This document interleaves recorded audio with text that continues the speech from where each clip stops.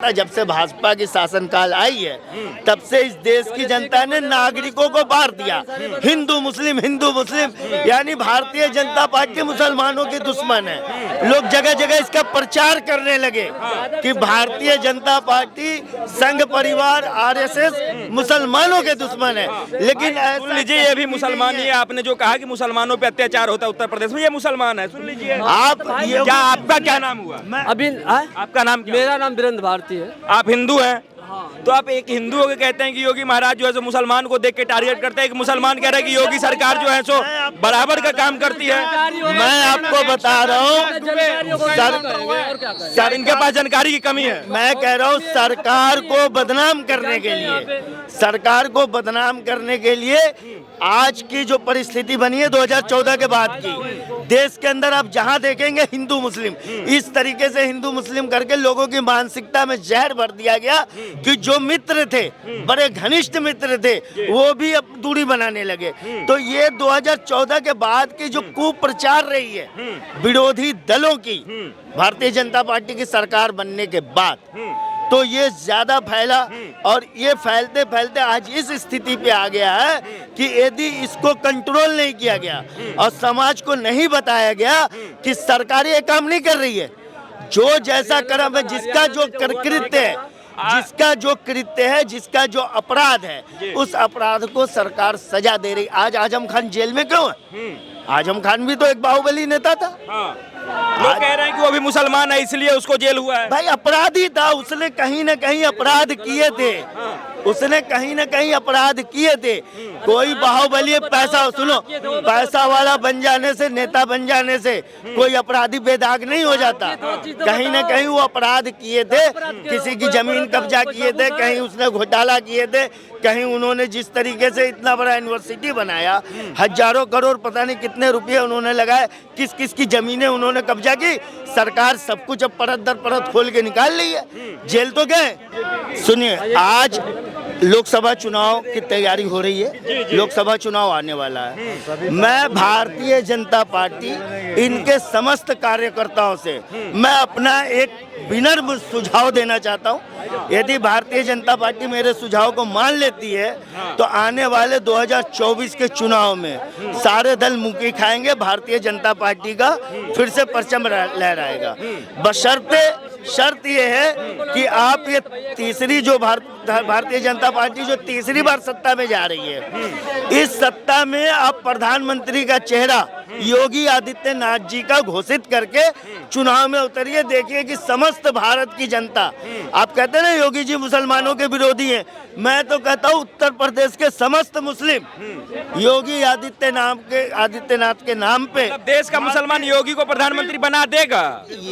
अरे भाई साहब, योगी जी के आपने इंसाफ, योगी जी तो मुसलमान के खिलाफ काम करते हैं। अभी लोग अरे भैया, लोगों ने बदनाम कर दिया। आप देखेंगे, आप गोरखपुर के अंदर एक फ्लाईओवर रोड बन रहा था, योगी महाराज ने पहले अपने मठ का मंदिर का तोड़ा, फिर जाकर के दूसरे धर्म के स्थलों को तोड़ा।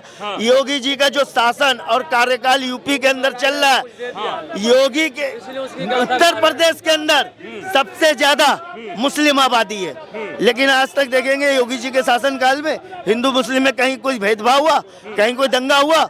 इन्होंने संभाल के रखा, चाहे मुहर्रम हो, बकरीद हो, ईद हो, नवरात्र हो, कोई भी दुर्गा पूजा। अभी देखिए दुर्गा पूजा दशहरा है, अभी आज दशहरा है ना। तो मैं कह रहा हूँ उत्तर प्रदेश के अंदर शासन और प्रशासन की जो है कि बहुत बढ़िया राज चल रहा है। योगी महाराज को प्रधानमंत्री पद के लिए भारतीय जनता पार्टी नियुक्त कर दे। मैं कहता हूँ कि 554 सीटें लोकसभा की भारतीय जनता पार्टी। मुसलमान वोट देगा योगी के नाम पे? बिल्कुल देगा भाई साहब।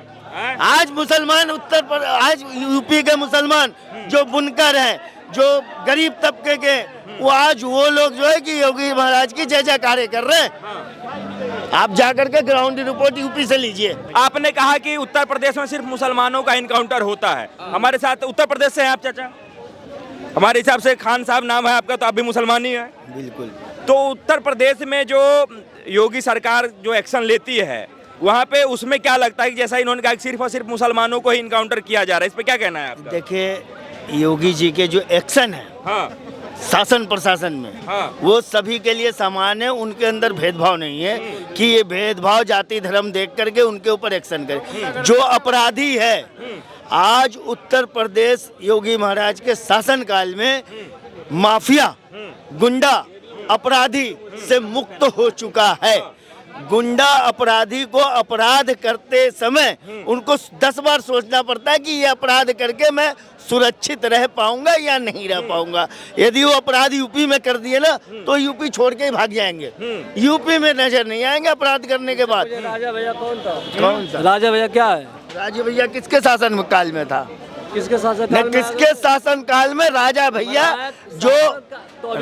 भैया जो सुल्तानपुर अमेठी प्रतापगढ़ के राजा भैया थे, किसके शासन काल? बिल्कुल गुंडे ही छोड़ दिया। इंडिया गठबंधन बनने का कारण बताइए हम। देखिए, इंडिया गठबंधन का कारण ये बनने का मेन मुद्दा ये था कि भाजपा सरकार या मोदी सरकार कह लीजिए, जो महंगाई पे काम नहीं कर रही है, महंगाई बढ़ाती जा रही है और जनता के लिए वादा बहुत सारे करती जा रही है, उस वादा को पूरा नहीं करती जा रही है। उस वादा को पूरा करने के लिए, क्योंकि मोदी सरकार ने ही बहुत सारे वादा किए। 2019 के चुनाव में कौन कौन से वादे किए थे बीजेपी सरकार ने अपनी मैनिफेस्टो में, पता है आपको? हाँ। कौन कौन से वादे थे? हाँ, मोदी सरकार ने बोले थे कि 2 करोड़ रोजगार देंगे युवाओं को और किसानों के खाते में 25-25 हजार रुपए आएंगे और जो गरीब मजदूर है जो उनको पेंशन दिया जाएगा, महंगाई भत्ता भी दिया जाएगा, लेकिन अभी कुछ नहीं मिल रहा है। जनता खुद परेशान है, इतना महंगाई बढ़ गया, हर एक चीज पे महंगाई बढ़ गया है कि जनता को यहाँ तक कि एक टाइम का खाना मिल रहा है।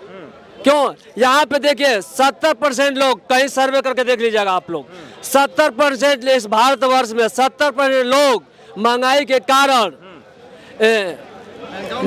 नहीं, महंगाई के कारण एक रोटी खाकर वो जी रहे हैं और महंगाई के कारण लोग, इनके नेता उठाएंगे ना, ये कह रहे हैं महंगाई है, तो जनता कहाँ है? वो जो महंगाई इस तरह से कहाँ है? आंदोलन क्यों नहीं हो रहा है? आंदोलन क्यों नहीं हो रहा है देश में? जिस प्रकार से अन्ना आंदोलन हुआ, अन्ना आंदोलन के बाद सरकार G20 करवा रही है। क्या है? महंगाई का मुद्दा है, ऐसे महंगाई कम होगा? G20 नहीं होना चाहिए, नहीं होना चाहिए, क्योंकि उसमें जनता को क्या लाभ है? जनता को क्या लाभ है?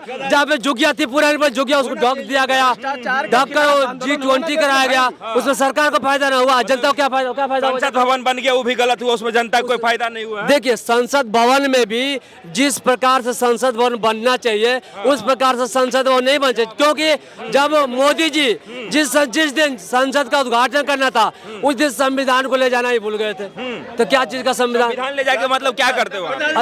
अब संसद किस पे चलता है? संविधान पे चलता है कि नहीं? ये देश किस पे चलता है? संविधान पे चलता है ना। तो मेन जो संविधान चल रहा है, संविधान पे पूरा जनता चले। जब विपक्ष जो है उस संसद भवन का अगर यदि विरोध कर रहा था, मतलब संविधान का विरोध कर रहा था विपक्ष? बिल्कुल ये नहीं कहूँगा मैं, ये नहीं कहेंगे। टिप्पणी लोग ये कर रहे थे कि भाई जब